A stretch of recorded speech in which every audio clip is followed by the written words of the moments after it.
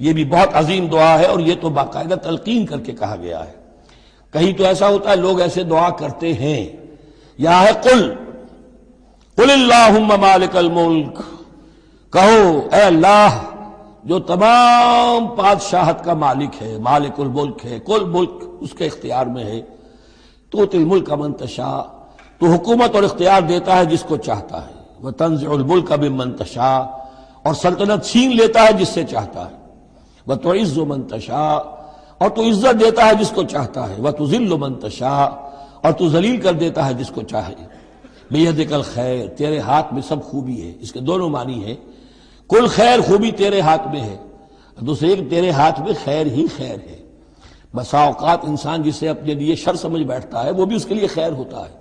عسیٰ ان تحبوا شیئا وہو شر لکم وعسیٰ ان تکرہوا شیئا وہو خیر لکم، انک علی کل شیء قدیر، یقیناً تو ہر چیز پر قادر ہے۔